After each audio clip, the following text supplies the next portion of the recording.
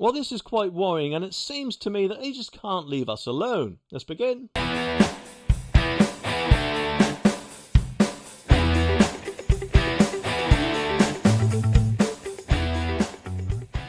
According to this article, the EU is apparently attempting to wreck our UK economy with an hypocritical court challenges to our new strike laws. I mean, who the hell do they think they are? We're not part of the EU anymore, so what right do they have to interfere, because that's basically what it is, isn't it, with our laws? I mean, you can't imagine us doing that to any other country, can you? I mean, take America, for example. We can go up to there and go, I don't think you're doing that right, Mr. Biden. So we're going to put a court challenge in to make sure you don't do it. I mean, it's got none of our business, and our strike laws surely are none of the EU's business. It just seems to me that they're going to be jealous about our laws or whatever else, or maybe, just maybe, doing their very best to make sure that Brexit is less of a success than what it'll be otherwise. Which, let's face it, at the moment we haven't diverged at all, have we? And I personally think it is the latter. So what are these strike laws then the EU seem to have a problem with? Well, there's the ones apparently where we expect minimum service levels. And how can that be a problem? Surely you'd like to think that that would give people reassurance that there will be a minimum level rather than no level at all. Even in the trade deals with the EU, that they'd be happy there'd be at least some sort of level. But no, according to this Ursula von der Leyen, it says European Commission is said to believe the new laws, which guarantee a minimum service in the UK despite strikes, apparently break the terms apparently of the Brexit trade deal and are mulling over triggering a formal dispute. Well, isn't that nice of them? I guess it appears they'll do anything to try and put the boot in, eh? I mean, you could be wrong, but they might be a bit bitter about the whole situation, eh? This is despite, apparently, get this, the fact that near-identical laws already exist in the EU member states, including France.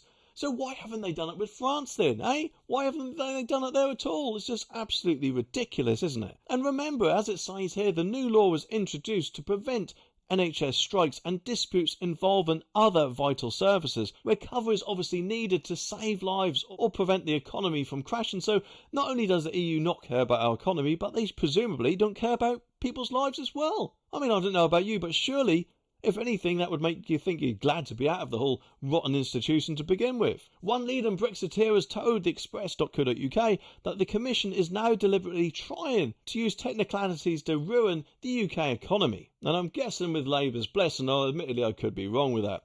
Former Brexit Party MEP and now chairman of the Independent Business Network, the IBN, John Longworth, believes there is an element of revenge. That's the word I was looking for earlier. Revenge in the EU's actions. He said that essential services are just that, and it is vital for the economy that they are kept running. Unions cannot be allowed to hold countries to ransom and destroy people's livelihoods. And that is right, isn't it? The government really does need to do something about this, or make some announcement to the EU and say, I'm sorry, but up yours. That's not going to be happening. Former Brexit Minister David Jones added it's about time that the EU recognised that the economic difficulties they are currently experiencing will continue unless there is reasonable regulations of industrial actions. And I personally think they do realise that, but I just don't think they care. And anything they do, it seems, to try and make it harder for us or worse for us financially, they can say, well, that's because you voted Brexit.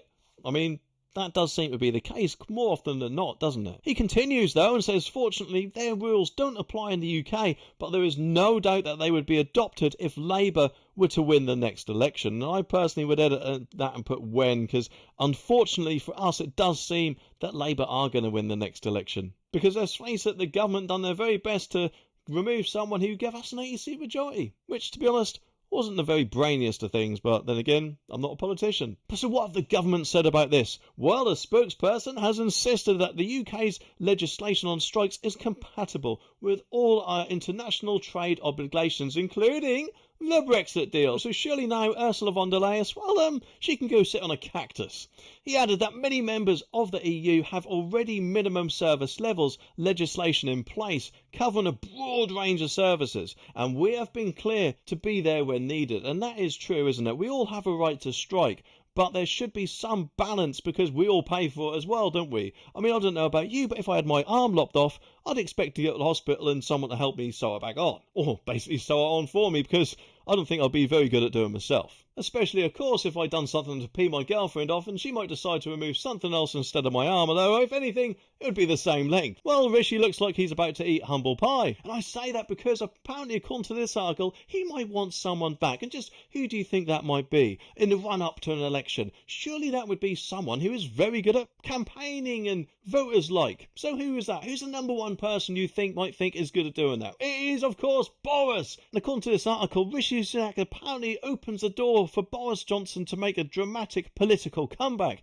So what's he done? Well, apparently the Prime Minister, or the unelected Prime Minister as I like to call him, has told ITV that he is in contact with his predecessor, but one, as in Boris, and did not rule out giving him a major job. And tells, get this, of his pride of their time working together. Well, pride, I wouldn't exactly call it that, Rishi, if you set up a website in December 2021 when you are, well, of course, the Chancellor, saying ready for Rishi. Presumably, of course, you would think that, if anything, that would be to try and replace the person you presumably had pride working together with, eh? I'm wondering if anything he wants Boris back so he can turn around his political nightmare, because let's face it, he is not going to win at all, is he? If the polls are anything to go by anyway. The Prime Minister admits there are well-documented differences between them, but he revealed he talked to his former boss a few months ago. Well, let's just remember when that few months ago might have been.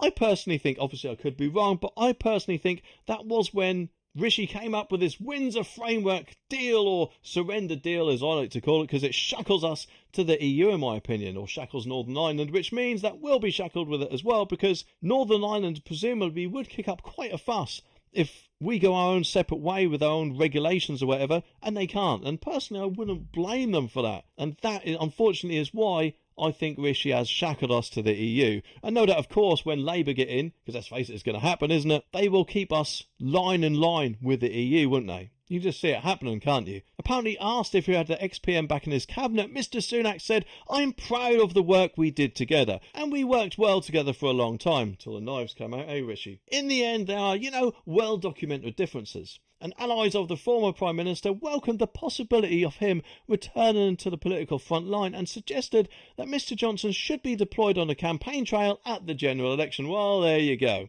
Sir Jacob Rees-Mogg said Boris is a Conservative Party's most effective campaigner, so his support would be a Tory tonic. Conservative MP Paul Bristow says it seems as if the Prime Minister also thinks we should bring back Boris, but unfortunately not in the way we're thinking. It does make me wonder though, if Rishi does bring Boris back, what sort of role he'd give him in the cabinet. Surely if anything, Boris would overshadow everyone in that cabinet, including David Cameron and of course Rishi. It just makes me wonder, if the Conservatives do lose in the next election, which obviously they're predicted to do so by quite a margin, if Rishi would then resign the next day, and then Boris would then put himself forward to become the next leader, which if anything you'd think would make quite a bit of history, wouldn't it? Pressed on whether Mr Johnson could make a return, the PM responds, "Well, I never talk about these personal things, but look, I speak to him on occasion. Probably when I guess you want a bit of advice, eh, Rishi? But if anything, if I was Boris, the only advice I would give you, Rishi, is to quit, and hopefully Boris has told him to do the same."